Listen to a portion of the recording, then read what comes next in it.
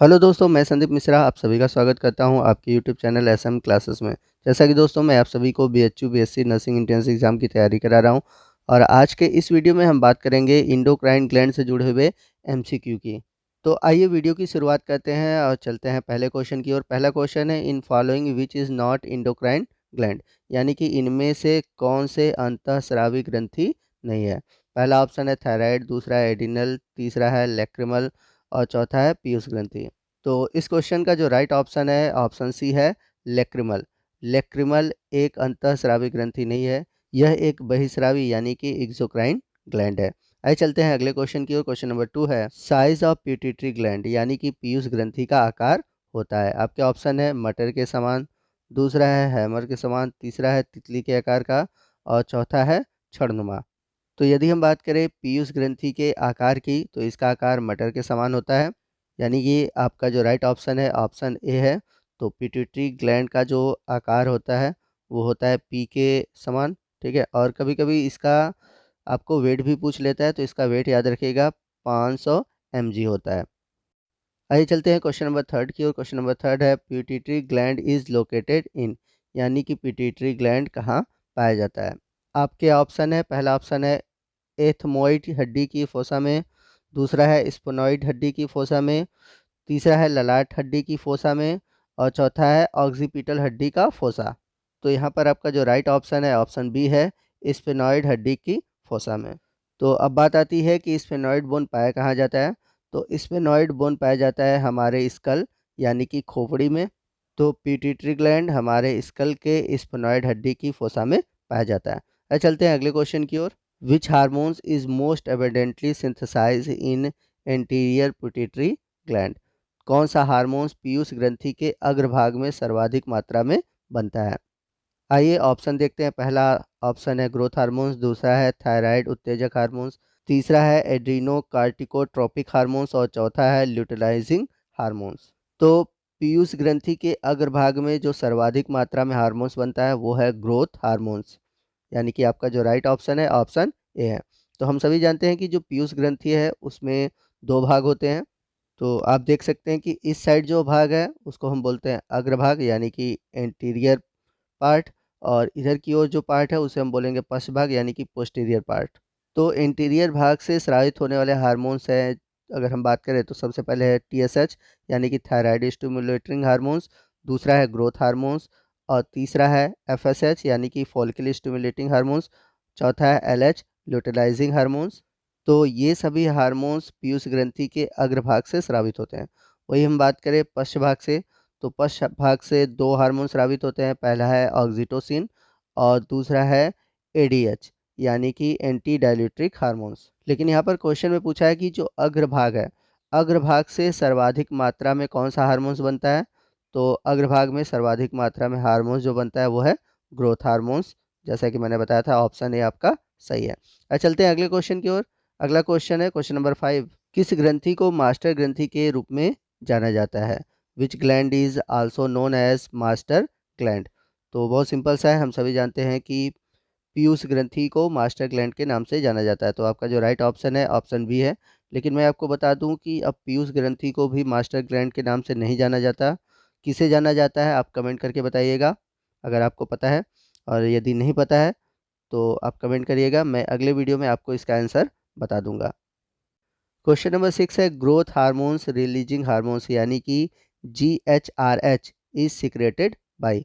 Growth hormones को निष्कासित करने वाला हार्मोन्स कहाँ से निकलता है।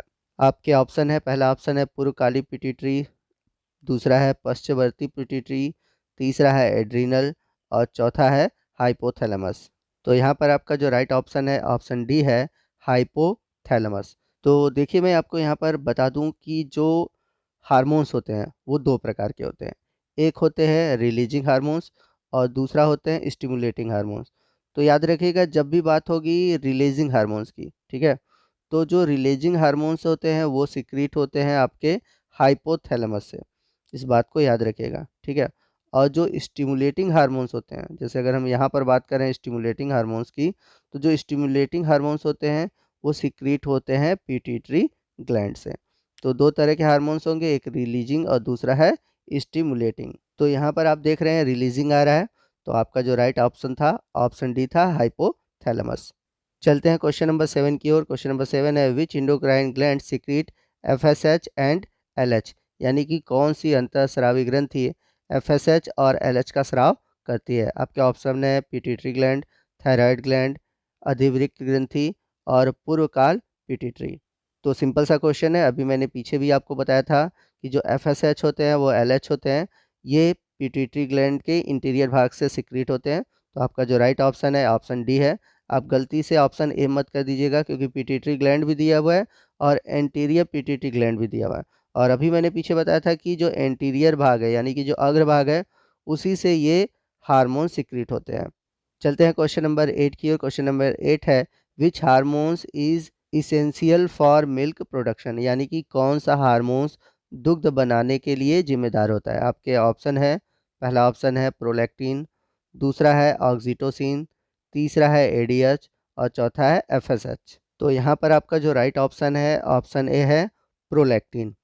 तो देखिए यहाँ पर जो प्रोलैक्टिन है, प्रोलैक्टिन हार्मोन्स किस पे कार्य करता है, वो काम करता है ब्रेस्ट के ऊपर। ठीक है, तो जो ब्रेस्ट है उसके ऊपर ये कार्य करता है और किसका प्रोडक्शन करता है, तो मिल्क प्रोडक्शन का कार्य करता है। अब बात करते हैं प्रोलैक्टिन सिक्रीट कैसे होता है। तो अभी पीछे मैंने आपको बताया था कि पीयूष ग्रंथि का जो एंटीरियर पार्ट है यानी कि एंटीरियर पिट्यूटरी ग्लैंड का जो पार्ट है उसी से प्रोलैक्टिन रिलीज होता है। तो यहाँ पर हमारा जो राइट ऑप्शन है ऑप्शन ए है प्रोलैक्टिन। आइए इसके अलावा जितने भी हार्मोन्स हैं उनके कार्य के बारे में भी जानते हैं। तो अगर हम बात करें, अगला है ऑक्सीटोसिन। तो ऑक्सीटोसिन क्या कहता है, तो जो ऑक्सीटोसिन है ये यूटेरस के अंदर कंट्रैक्शन कराता है। तो जब डिलीवरी होने वाली होती है तो उसी समय ऑक्सीटोसिन हार्मोन सिक्रीट होता है और यूटेरस का कंट्रैक्शन करता है, जिससे आसानी से जो चाइल्ड बर्थ है हो पाता है। इसके अलावा यह मिल्क इजेक्शन का काम करता है। इसके बाद है एडीएच। तो एडीएच का काम क्या है, तो एडीएच जो काम करता है वो करता है किडनी के ऊपर, और किडनी के ऊपर काम करके ये वाटर रीएब्जॉर्प्शन का कार्य करता है। किसका काम करता है, वाटर रीएब्जॉर्प्शन। ठीक है, वहीं हम बात करें एफएसएच की यानी कि फॉलिकल स्टिमुलेटिंग हार्मोन्स की, तो यह किस पे कार्य करता है, तो ये कार्य करता है ओवरी के ऊपर। और ओवरी के ऊपर इसका काम क्या होता है, ओवरी के ऊपर इसका काम होता है ओवम के फॉर्मेशन का। आइए चलते हैं अगले क्वेश्चन की ओर। क्वेश्चन नंबर 9 है इन following which condition will increase secretion of ADH hormones, यानी कि कौन सी स्थिति में एडीएच हार्मोन्स का स्राव और बढ़ जाता है। तो यही क्वेश्चन में है कि जो एडीएच हार्मोन्स है किस कंडीशन में बहुत अधिक स्रावित हो जाता है। तो आपका पहला ऑप्शन है निर्जलीकरण, दूसरा है रक्तस्राव, तीसरा है हाइपोग्लाइसीमिया और लास्ट ऑप्शन है दोनों ए और बी। तो इस क्वेश्चन का जो राइट ऑप्शन है ऑप्शन डी है, बोथ ए और बी। तो यहाँ पर जब एडीएच का सिक्रीशन अधिक होता है उसका कंडीशन यह है कि निर्जलीकरण बहुत अधिक होता है और रक्तस्राव अधिक होता है। तो एडीएच का कार्य मैंने पीछे बताया था कि यह वाटर रीअब्जॉर्प्शन का कार्य करता है, वाटर रिटेंशन रखता है और इसके साथ साथ बीपी कंट्रोल करता है।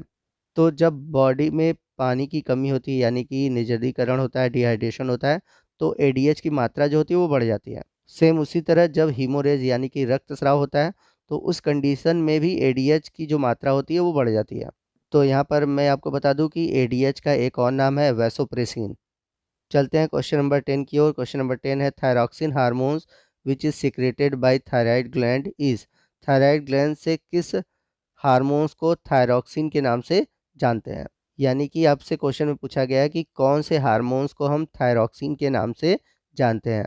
आपका पहला ऑप्शन है T3, दूसरा है T4, तीसरा है T5 और लास्ट है TSH यानी कि थायराइड स्टिमुलेटिंग हार्मोन। आपका राइट ऑप्शन है ऑप्शन बी T4, और T4 को हम थायरॉक्सिन के नाम से जानते हैं। तो बड़ा ही इंपॉर्टेंट क्वेश्चन है और ये क्वेश्चन कई बार पूछा गया है। वही बात करें हम T3 की, तो इसे ट्राई आयोडो थायरॉक्सिन के नाम से जाना जाता है। चलते हैं अगले क्वेश्चन की ओर। क्वेश्चन नंबर 11 है hypothyroidism create following effect except, यानी कि हाइपोथायराइडिज्म निम्नलिखित प्रभाव पैदा करते हैं इनमें से किसी एक को छोड़कर। आपका पहला ऑप्शन है वजन कम होना, दूसरा है बालों का झड़ना, तीसरा है हृदय की उच्च गति और चौथा है कब्ज। तो आपका जो राइट ऑप्शन है ऑप्शन डी है कब्ज यानी कि कॉन्स्टिपेशन। तो कब्ज को छोड़कर जितने भी लक्षण आपको दिखाई दे रहे हैं सभी हाइपर थायराइडिज्म के हैं। चलते हैं अगले क्वेश्चन की ओर। क्वेश्चन नंबर 12 है, which hormones is also known as vasopressin. यानी कि कौन से हार्मोन्स को हम वैसोप्रेसिन के नाम से जानते हैं। आपका पहला ऑप्शन है एडीएच, दूसरा है प्रोलैक्टिन, तीसरा है ऑक्सीटोसिन और चौथा है ल्यूटेनाइजिंग हार्मोन्स। तो पीछे आपको मैंने बताया था कि जो एडीएच हार्मोन्स है इसे हम वैसोप्रेसिन के नाम से जानते हैं। तो आपका जो राइट ऑप्शन है ऑप्शन ए है एडीएच। तो आइए चलते हैं अगले क्वेश्चन की ओर। अगला क्वेश्चन है question number 13, in following which hormones reduce absorption of calcium in the body. यानी कि शरीर में कौन सा हार्मोन्स जो कैल्शियम के अवशोषण को कम करता है। तो ये क्वेश्चन मोस्ट इम्पॉर्टेंट है और कई एग्जाम में इससे क्वेश्चन पूछे गए हैं। तो आपके ऑप्शन है, पहला ऑप्शन है थायरॉक्सिन, दूसरा ऑप्शन है कैल्सिटोनिन, तीसरा है पैराथायराइड हार्मोन्स और चौथा है ऑक्सीटोसिन। तो आपका जो राइट ऑप्शन है ऑप्शन बी है कैल्सिटोनिन। तो नाम से ही क्लियर है, कैल्शियम को अवशोषण को कम करता है, तो आप इसे भी याद रख सकते हैं कैल्सिटोनिन को।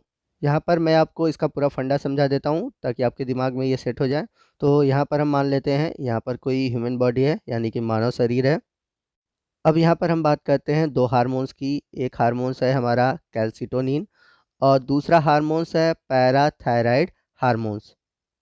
तो जैसा कि हम यहाँ पर मान लेते हैं ये मानव इंटेस्टाइन है, यहाँ पर मैं ड्रा कर दे रहा हूँ, ये है हमारा इंटेस्टाइन। ठीक है, ये इंटेस्टाइन है। तो ये इंटेस्टाइन है और ये इंटेस्टाइन में ब्लड है। ठीक है, ये क्या है, ये है ब्लड। और ये जो मैंने बनाया हुआ है ये है इंटेस्टाइन। इसके बाद बात करते हैं, ये है हमारा बोन। तो यहाँ पर बात करते हैं पैराथायराइड की। तो ये पैराथायराइड क्या करता है, ये इंटेस्टाइन पर काम करता है और ये क्या करता है, कैल्शियम को डालता है ब्लड में। तो पैराथायराइड क्या करता है, यह कैल्शियम को ब्लड में डालता है। अब कैल्सिटोनिन क्या करता है, कैल्सिटोनिन पैराथायराइड का उल्टा काम करता है। कैल्सिटोनिन क्या करता है, यह ब्लड से कैल्शियम को इंटेस्टाइन में डालता है। सेम यही काम ये बोन के ऊपर भी करते हैं, यानी कि बोन के ऊपर भी ये उल्टा ही काम होता है। जो पैराथायराइड करता है उसका उल्टा काम करता है कैल्सिटोनिन। तो कैल्सिटोनिन क्या करता है, कैल्शियम के अवशोषण को कम करता है। तो यहाँ पर जो मैंने आंसर बताया था वो था ऑप्शन बी। क्वेश्चन नंबर 14 है, the hormone secreted by adrenal cortex include except. यानी कि कौन से हार्मोन्स एड्रिनल कॉर्टेक्स से स्रावित होते हैं एक को छोड़कर। आपके ऑप्शन है, पहला ऑप्शन है ग्लूकोकॉर्टिकॉइड्स, दूसरा है मिनरलोकॉर्टिकॉइड्स, तीसरा है एंड्रोजन और चौथा है एड्रेनलिन। तो आपका जो राइट ऑप्शन है ऑप्शन डी है एड्रेनलिन। तो जैसा कि आपने पढ़ा होगा कि जो एड्रिनल ग्लैंड है यानी कि जो अधिवृक्क ग्रंथि है वो दो भागों में बटा होता है। तो जो बाहर की ओर भाग होता है उसे हम बोलते हैं एड्रिनल कॉर्टेक्स और ये जो बीच वाला भाग है इसे हम बोलते हैं एड्रिनल मेडुला। तो ये जो बाहर वाला भाग है यानी कि जो एड्रिनल कॉर्टेक्स वाला भाग है, ठीक है ना, इससे स्रावित होने वाले हार्मोन्स है ग्लूकोकॉर्टिकॉइड्स, मिनरलोकॉर्टिकॉइड्स और एंड्रोजन। ठीक है, लेकिन जो ये एड्रेनलिन है ये स्रावित होता है मेडुला वाले भाग से। तो यहाँ पर क्वेश्चन में क्या पूछा था कि कौन सा हार्मोन्स एड्रिनल कॉर्टेक्स से स्रावित नहीं होता। आइए चलते हैं अगले क्वेश्चन की ओर। In following which is the main glucocorticoid hormones. यानी कि इनमें से कौन मुख्य को ग्लूकोकॉर्टिकॉइड्स हार्मोन्स कहेंगे। तो यहाँ पर बात करें इसके आंसर की, तो जो मेन ग्लूकोकॉर्टिकॉइड्स हार्मोन्स है वो है कॉर्टिसोल। ठीक है, तो आपका जो राइट ऑप्शन है ऑप्शन ए है। तो दोस्तों ये था हमारा इंडोक्राइन ग्लैंड से जुड़ा हुआ फर्स्ट पार्ट। मिलते हैं सेकंड पार्ट में जिसमें कि हम बाकी बचे हुए जितने भी क्वेश्चन है यानी कि एमसीक्यू है वो सभी सॉल्व करेंगे। तो आपको आज का वीडियो कैसा लगा कमेंट करके ज़रूर बताइएगा। वीडियो अच्छा लगा हो तो वीडियो को लाइक और शेयर करना मत भूलिएगा। और यदि आप हमारे चैनल पर नए हैं और अभी तक आपने हमारे चैनल को सब्सक्राइब नहीं किया है तो प्लीज़ हमारे चैनल को सब्सक्राइब कर लीजिए और बगल में जो बेल आइकन है उसे प्रेस करना मत भूलिएगा ताकि जब भी मैं इस तरह की वीडियो अपलोड करूं उसका नोटिफिकेशन आपको मिलता रहे। तो मिलते हैं अगले वीडियो में अगले टॉपिक के साथ, तब तक के लिए जय हिंद, जय भारत।